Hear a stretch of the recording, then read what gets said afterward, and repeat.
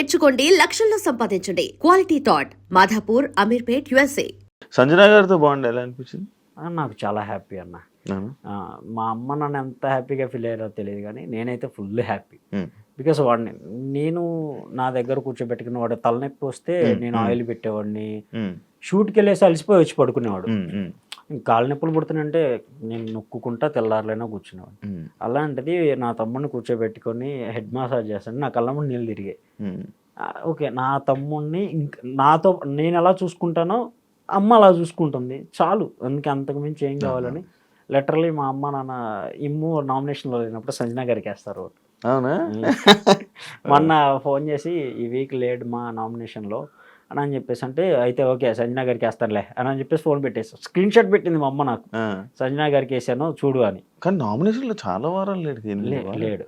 భయం లేదా మీకు? ఎందుకు భయం? నామినేషన్ ప్రాసెస్ ఒకటే బ్రో.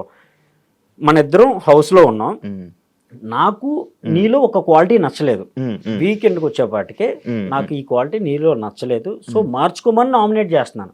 అది రైటా రాంగ్ అనేది ఆడియన్స్ చూసి ఓకే వాడు ఆ క్వాలిటీ చేంజ్ చేసుకుంటాడు, సపోర్ట్ చేసి ఓటేస్తే లోపల ఉంటాడు, లేదంటే బయటకు వచ్చేస్తాడు. ఇది ప్రాసెస్.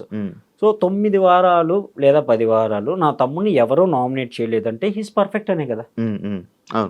ఒక్క పాయింట్ కూడా దొరకలేదు, అంతమందిలో ఒక్క పాయింట్ కూడా దొరకలేదంటే మైనస్ మీలో ఉన్నట్టు, వాళ్ళలో కాదు. వాడు ప్యూర్లీ అందరితో మంచిగానే ఉంటున్నాడు, గేమ్స్ ఆడుతున్నాడు, బాండింగ్ ప్రకారంగా అందరూ ఎలా ఉన్నారు తను అలాగే ఉన్నాడు, అండ్ సపోర్ట్గా నిలబడ్డాడు, ఎవరన్నా బాధలో ఉంటే ఓదార్చాడు. ఎవడ గెలిచినా వాళ్ళకి వెళ్ళి అప్రిషియేషన్స్ ఇచ్చుకుంటా, నా తమ్ముళ్ళు జెమ్స్ అండి అన్నాడు, అంతగా నిలబడ్డాడు.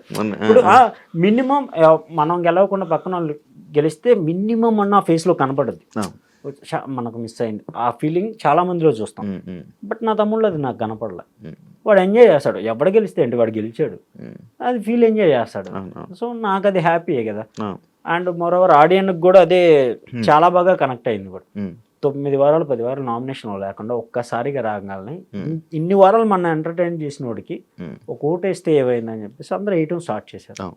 సో ఆ వీక్లో నాకు తెలిసినంత వరకు తనకి చాలా మంచి ఓట్స్ పడ్డాయి.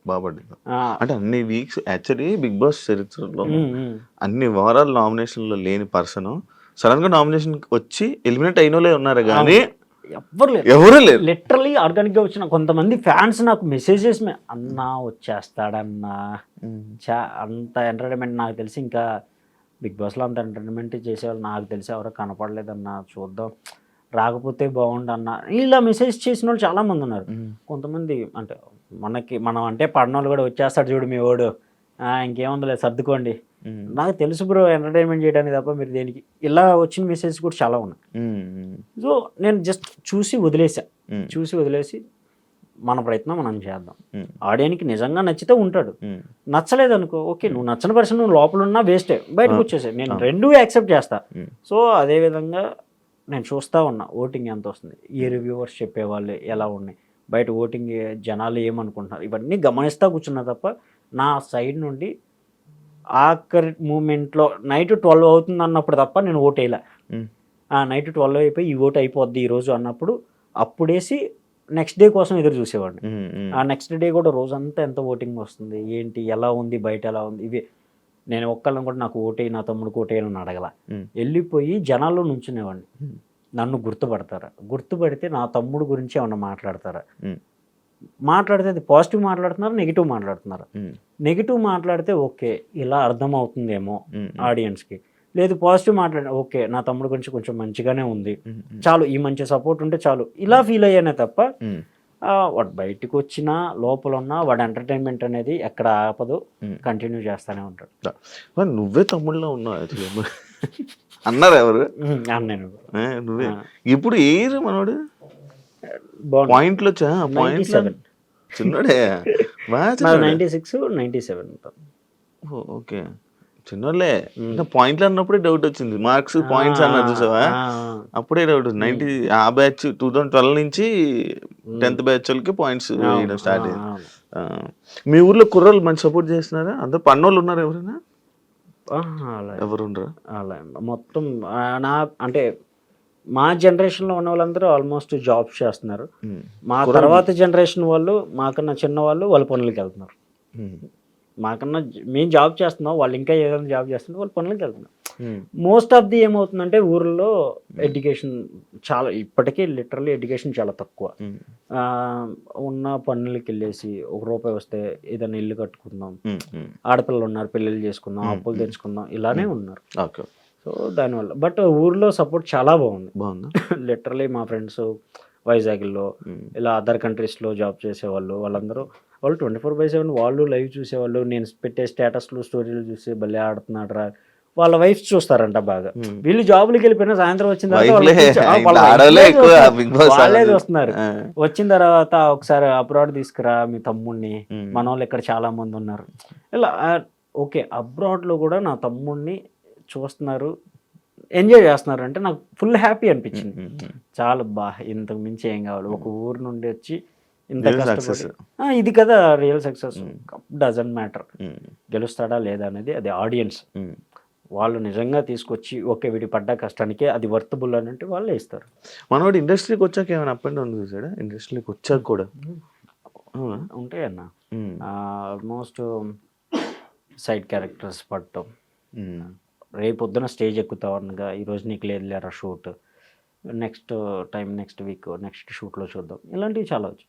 అవి లిటరల్లీ చెప్పుకుంటే నాకు చెప్పుకునేవాడు, అది కూడా బాగా భారంగా అనిపిస్తే తప్ప నాతో కూడా ఓపెన్ అప్ అవ్వడం. మా అమ్మ నాన్నకి అస్సలు తెలియదు, ఇవేం తెలియదు. ఇవన్నీ తెలిస్తే ముందుగా ఇంటికి వచ్చండి, మీరు నా దగ్గర ఎంత బాగా ఉన్నా కానీ పస్తులు పడుకున్నా కానీ ఏ రోజుకి ఇంత కష్టపడలేదు ఏడవలేదు, అంత అవసరం లేదు వెనక్కి వచ్చేయండి అంటారు. బట్ వాళ్ళు ఆ ఫీల్డ్లో ఉండకూడదని ఇంతవరకు జరిగింది ఏది మా అమ్మ నాన్నకి చెప్పాల. ఇప్పుడు ఈ ఇంటర్వ్యూస్లో కొన్ని చెప్తుంటే వాళ్ళు అక్కడ ఫీల్ అవుతున్నారే తప్ప ఇన్ని జరిగాయా అని. క్యాటరింగ్కి వెళ్ళిన కాడ మాత్రం వన్ డే మేము వడ్డిస్తున్నాం, మా ఊరు ఆయన చూశాడు. ఆ ఊరు ఆయన అంటే ఇంకా చెప్పేస్తారు, అందరికీ చెప్పేస్తారు, వీళ్ళ కొడుకు ఏదో పెద్ద పీకేస్తాడు చదివేస్తాడు అని చెప్పేసి ఆడ వేరే వాళ్ళు పెళ్ళిళ్ళు ఆకులు ఎత్తేస్తా అన్నాలు వడ్డించకుండా తిరుగుతున్నారు అని చెప్పేసి అన్నారు. మా నాన్న అందరిలో కూర్చున్నారు. ఇప్పుడు ఊరు జనం అంటే ఒక చెట్టు ఇవన్నీ అలా మా బావి సెంటర్ ఉంటుంది, బావి సెంటర్లో కూర్చొని మాట్లాడుతుంటే మా నాన్న అక్కడే హోటల్లో ఉన్నాడు. అందరూ మా నాన్నకి వెళ్ళి చూసి నవ్వారు. మేము హాలిడేస్ దసరా సెలవులకి ఇంటికి వస్తే నాన్న ఈ ట్రెండ్ అన్ని ఇద్దరిని కూర్చోబెట్టి ఇట్టా అయిందంట, మిమ్మల్ని చూశారంట, ఏంది నిజం చెప్పండి అని అన్నాడు. నిజమేనా, తప్పే ఉంది, మాకు బో దొరుకుతుంది, మేము క్యాటరింగ్కి వెళ్ళామనుకో చికెన్లో మటన్లో బాదం పప్పు జీడిపప్పు స్వీటు హాట్ అన్నీ ఉంటాయి, కడుపు నిండా తింటాం, 200 ఇస్తారు. ఆ 200లో వాడు ఒక 100 వాడుకుంటున్నాడు, నేను ఒక 100 వాడుకుంటున్నాను, ఇక మిగిలిన 10,000 మా నాన్న చేతిలో పెట్టా. మా నాన్న ఫుల్ హ్యాపీ. మీరు నిజంగా కష్టపడ్డాయే కదా, ఎవరి దగ్గర తీసుకోలేదు కదా, వేరే తప్పు అని ఏం చేయలేదు, నేను కష్టపడ్డాను నాన్న, కావాలంటే వచ్చి అడుగు అని అంటే మా నాన్న వారం తర్వాత వచ్చి మా మేస్త్రిని అడిగాడు, నిజమేనా నా కొడుకులు కష్టపడుతున్నారా, ఓకేనా అంటే మా మేస్త్రి ఏం కాదు పో, వాళ్ళు కష్టపడతారు, కష్టపడి సంపాదించుకున్న డబ్బులు మీకు తెచ్చేస్తుంటే మీకేమైంది అని. చదువు అవ్వకుండా చూడండి అయ్యా చాలు అని అంటే, క్లాసులు లేవు అన్నప్పుడే రండిరా మీరు పనికి అనేవాడు మేస్త్రి కూడా. వస్తే మేమిద్దరం వచ్చామనంటే ఆ రోజు మమ్మల్ని వెనక్కి పంపించేవాడు కదా, అప్పటి నుంచి వీళ్ళిద్దరు వచ్చే వాళ్ళకి అవసరం అనుకుంటే మీరు వెళ్ళంటారా పనికి అనేవాళ్ళు. అలా 200 మందిలో ఒక్కడిగా వెళ్ళింది నేను. సంవత్సరం తిరిగేపటికి అదే 200 మందికి నేను మేస్త్రిని అయ్యాను. ఇప్పుడు నా డిగ్రీ అయిపోయే టైంకి ఇంటర్ ఫస్ట్ ఇయర్లో 200 మందిలో వన్ ఆఫ్ ది వాటర్ పోసేవాడిని. గ్లాసులు పెట్టేసుకుంటూ వెళ్తుంటే నేను వాటర్ పోయాలి, వాటర్ పోయటం చాలా కష్టం, పెద్ద పెద్ద గుండెలు పోయటం కన్నా వాటర్ పోయటమే కష్టం. గ్లాస్ అయిపోగానే ఆ గ్లాస్ వరుస్తూ ఉంటాయి, వాటర్ వాటర్ అని ఆ వాటర్ క్యాన్ పోయాలి, ఇవన్నీ పట్టుకొని ఆ వాటర్ క్యాన్ అలా పట్టుకొని మోసుకుంటూ వెళ్తుంటే ఈ చేయి సాయంత్రానికి పని చేసేది కాదు, ఇంక ఇలాగే ఉండేది, లిటరల్లీ ఇలా అయిపోయేది నా చెయ్యి అయితే.